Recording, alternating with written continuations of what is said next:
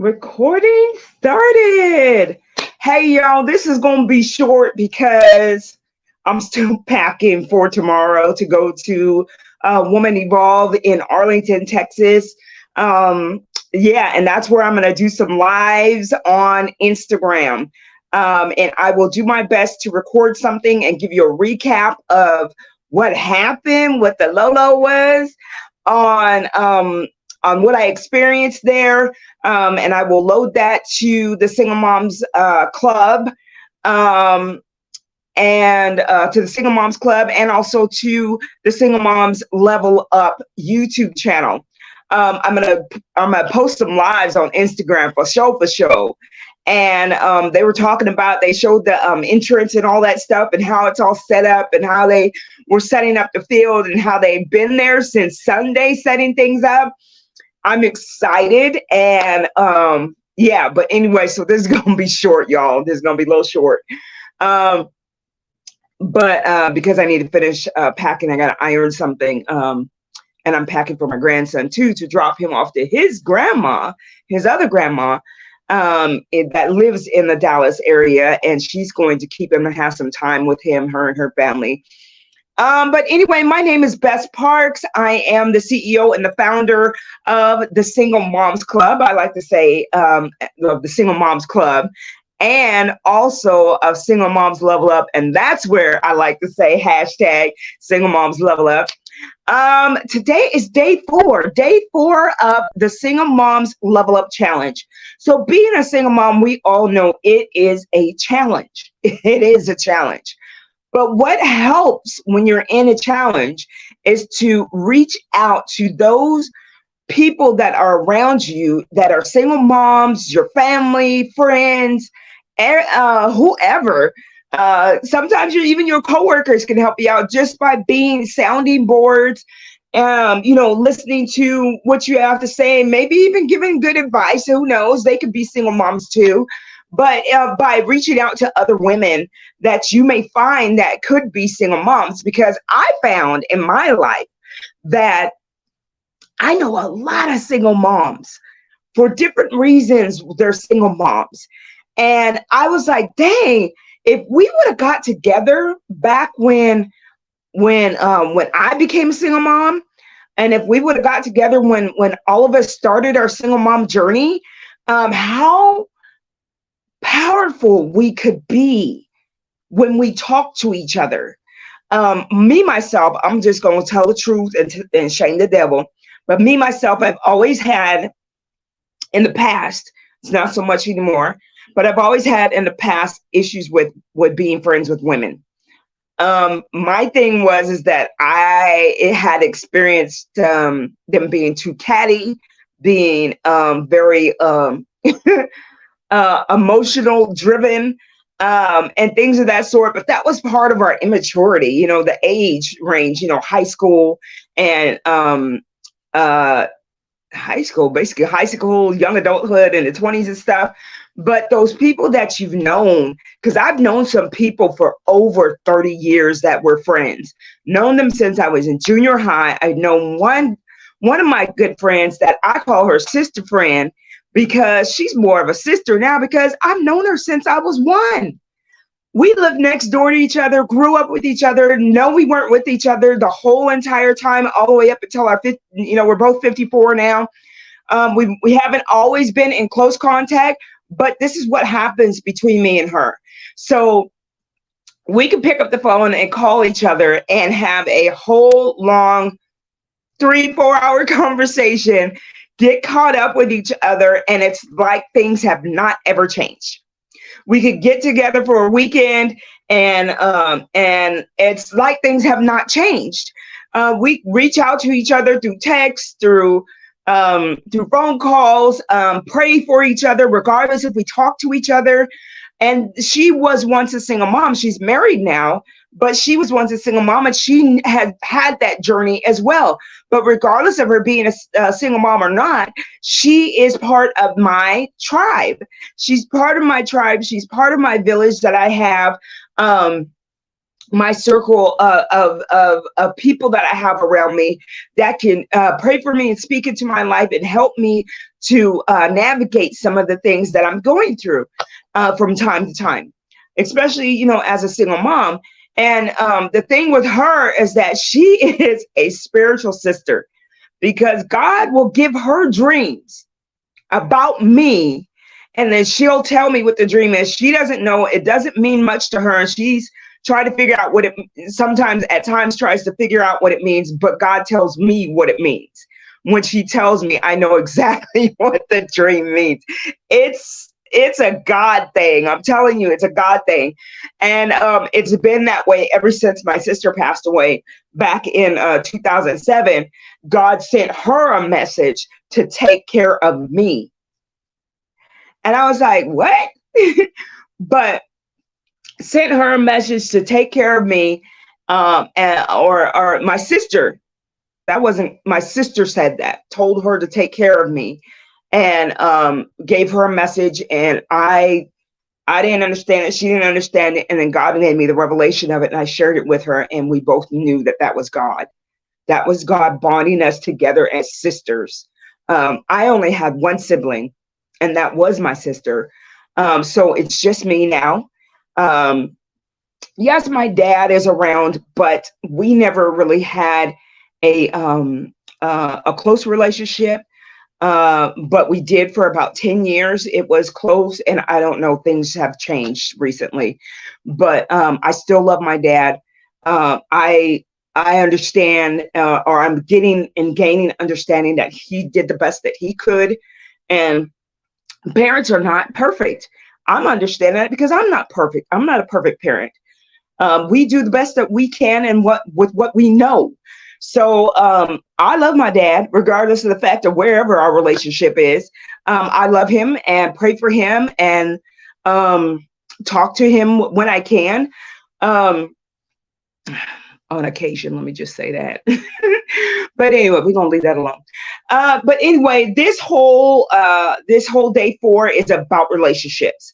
So in single motherhood, and one of the areas that, remember, I've been talking about the 5 areas of our life, and one of the areas is our relationships, and that's with our family, our friends, coworkers, anybody that you come in contact with is some type of a relationship, whether it is a casual relationship or just an associate relationship, like we're at work, or somebody you just say hi to, in the neighborhood, you just wave to them, and you don't know them for real, but um, though all these relationships affect us and have a way of sometimes evolving into something more, where these people become like family to you.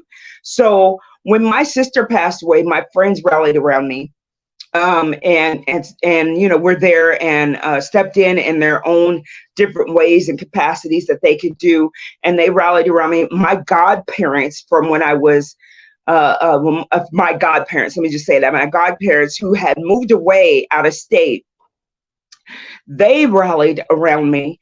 And when I moved to Texas, they were in Texas already, and they rallied around me and did what godparents are supposed to do.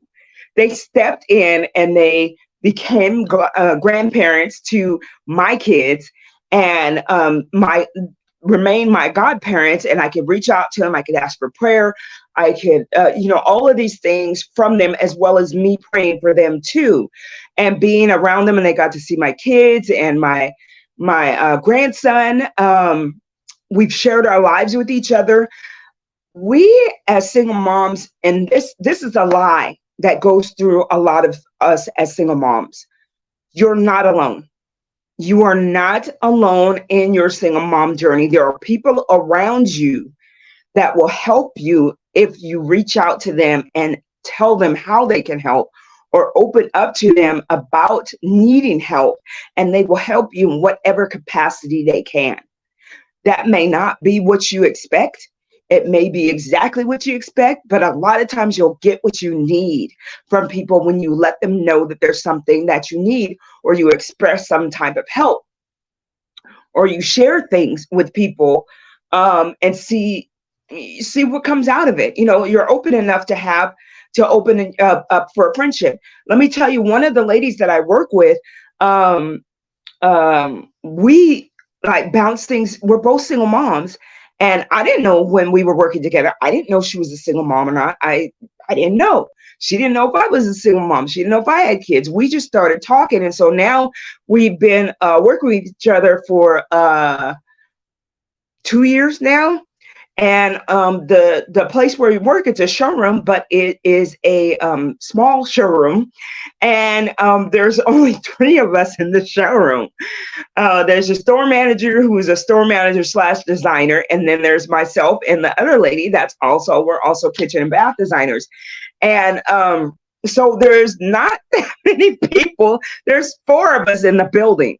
But I like working in places like that. I like working in small boutique places like that, as well as small businesses where there's less than 50 employees. The bigger ones, they have the concept of how things are supposed to be, but when it's so big, you cannot control what happens in each individual store or location. You can't control or have the tight control to make sure that things are executed the way that you want them to go. So I rather work in a small business, 50 or less employees. That's where I thrive and where I do better in those places. Anyway, so that's a relationship is one at work. Your neighbors, forge a relationship with your neighbors, you know what I'm saying? Say hi, say whatever, like in my neighborhood, the male person seemed to have dyslexia or something. I don't know. We don't know what was going on. It's gotten way better now, but we had a male person that would put the mail in all kinds of different boxes. So we got one of those things that's, I forget what they call it. Cluster. It's a cluster mailbox where all the mailboxes are in one spot. So not every house has its own mailbox. It's cluster mailboxes where there's a mailbox area. So they would put them in all kinds of different boxes, and everybody's mail would be all over the place. It was dumb and ridiculous. I mean, addresses that didn't even make sense, you know? So I don't know. I guess that mail person's not there anymore. There's somebody else there that's doing way better job. Yes, occasionally they might slip a piece of mail in there that's not yours, but it's somebody that's right across the street, right across the street or next door. So unfortunately, the UPS and Amazon doesn't do it too much. Well, sometimes they do. But anyway, UPS, Amazon, DHL, all of that, they often make mistakes as well. Mind you, our addresses are way back off the street, and they blend into the brick on the houses. So if you don't have something out in front that has your address, it may be hard for them to see that from the street, especially if these people don't know how to read a map. So these are some simple things that we were taught in school. So with me being 54, we were taught in school how to read a map. Okay. We were taught how to read a map.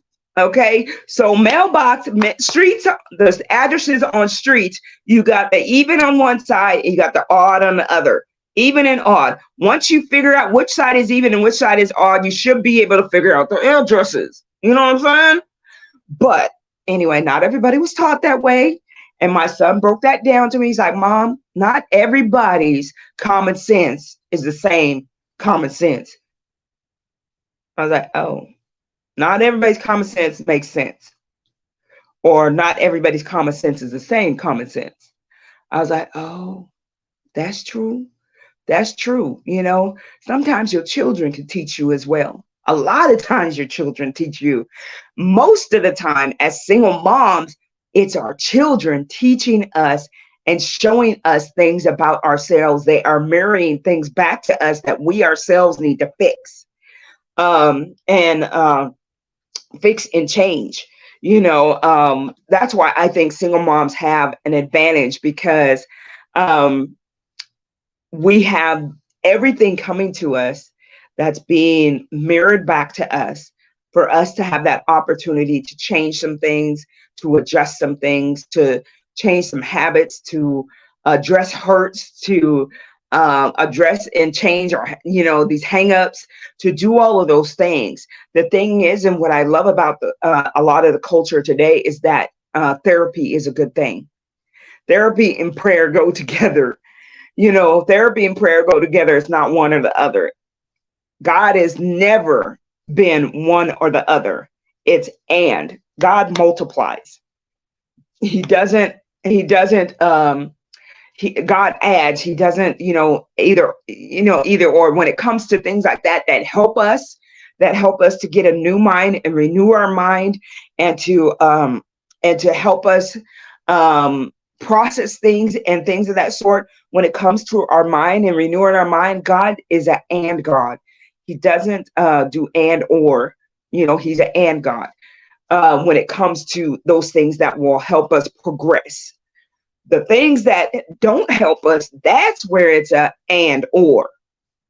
That's where it is a or. That's where it's a or. Do this so that you don't have that problem. Do this so you don't have that problem. Do this so you don't have that problem. If you don't do this, then you're going to have that problem. You know what I'm saying? So, our friends can help us with that as well, because sometimes we just need to talk things out, and we understand and know what we need to do, and just from talking it out. Journaling has helped me a lot. It has helped me a lot, and I used to do that when I was little. What grade was I in? I think I was like in elementary school, like fifth or sixth grade. My mom started seeing that I was having some social issues, and having a hard time. And so she got me this magazine that was called Highlights. I think it's still around, but it was called Highlights, and it had stuff in there for me to do and activities for me to, that I thrived in. And then there was this part that was a pen pal. And I asked my mom if I could be a pen pal, if I could do that. And she said yes. She gave me a book of stamps. And so we wrote letters. Me and this girl wrote letters. I sent it in. They gave me a pen pal that was on the East Coast because I was on the West Coast. And me and this girl sent letters back and forth. We were in the same grade, and we sent pictures of each other. And that was an awesome thing to be able to get my own mail at that age. That was exciting. People don't write too much anymore, but it's really something we should still do. Not solely rely on technology and computers and whatever else. They should still teach writing. Writing is a therapy in and of itself. Writing stuff out is a therapy. It releases things. It releases an energy, and it opens you up for more to come in, that as you are learning yourself and going through this life of ours. But we can learn, and the relationships come to us. This is what I've learned, is that relationships, what I've learned and what I've also heard, is that relationships come to us to teach us about ourselves.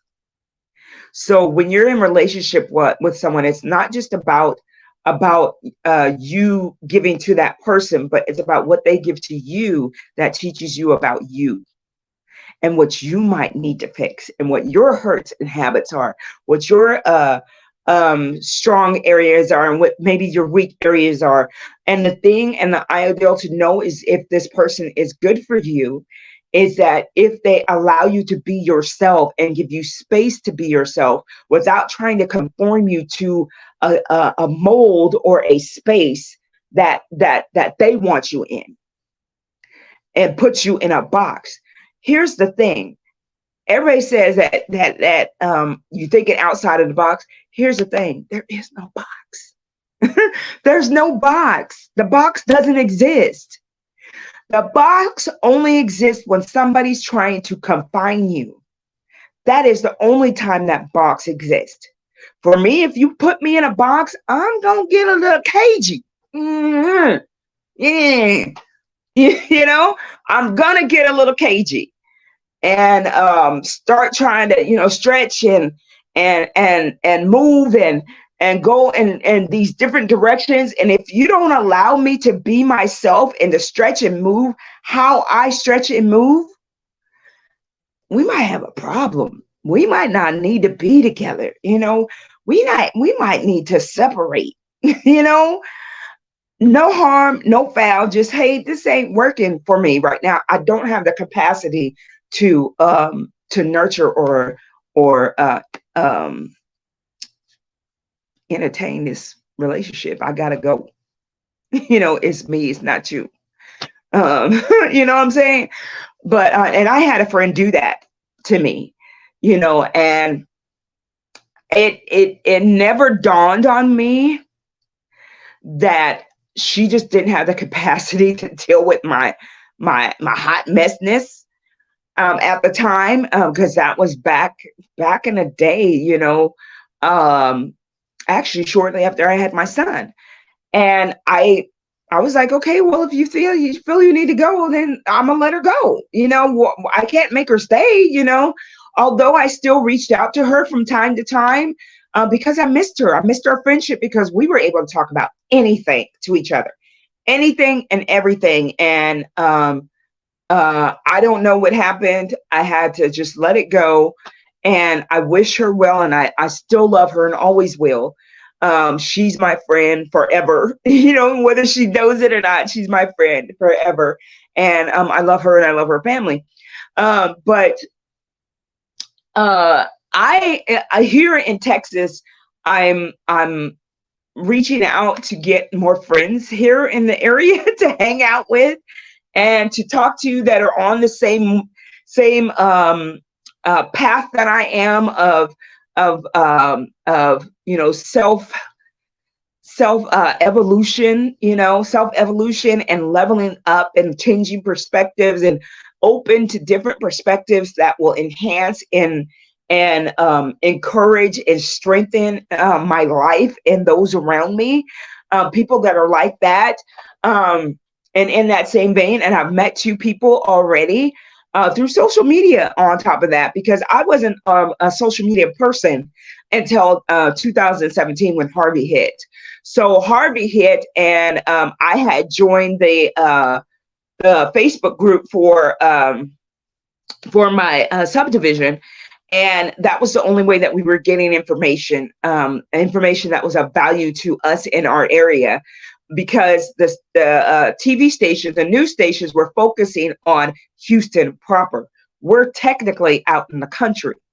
And so they weren't talking about us out here, and so I was like, what do we do, And so I was getting information from there and getting information from Twitter as well. Twitter was helping a lot. And that was how I was getting things. And so I didn't really get into social media until 2020 when everything shut down, and God opened my mind and my heart and everything about social media and how it can be of a positive vein and used in a positive way to share more encouragement and to share and spread love to people and friendship and encouragement, and things like Single Moms Level Up can happen on social media. And so I found that to be true and got more involved with Instagram and Facebook and learned how to use all these things. I'm still learning. I don't know it all, because how they switch their I forget what it's called, but they switch their I want to say formula, but I know that's not the word, but they switch whatever it is that they switch. And, you have to adjust to that. And that's a change, and people often don't deal well with change. It takes us a minute to catch up to whatever that change is. Of course, the kids, they're real quick to catch on to whatever those changes are. But us more seasoned people, it takes a minute. But anyway, I'm gonna have to get off of here because I have to finish ironing my clothes and packing my clothes, because my grandson's gonna be coming in a couple hours. He's with his dad, and then me and him are gonna go to sleep for the night and leave in the morning and head up to Woman Evolve. where I will be sharing highlights and sharing what I've experienced there. So day five will be from Dallas, Texas, and not Dallas, but Arlington, Texas is where it is. It's at Globe Life Field, and yeah. So we're gonna do day 5 on the road, y'all. So I will talk to y'all then.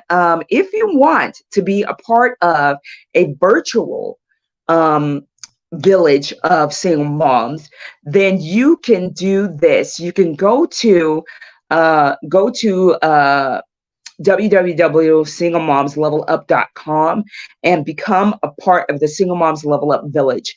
The Single Moms Level Up Village is a lot more involved. It would have book clubs. It will have we will have weekly chats instead of the monthly chats. Of course, we'll participate in the monthly chats as well, but we'll have other connection points throughout the month so that you do not feel like you're alone.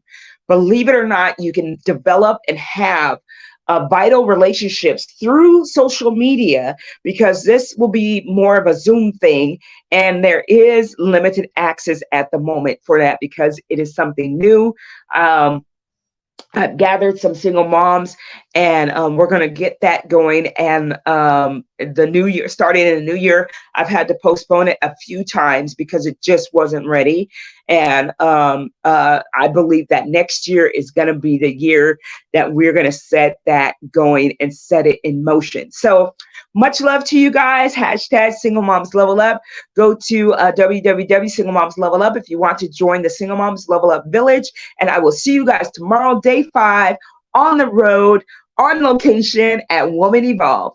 Bye. Have a good night, good day, good morning. Much love.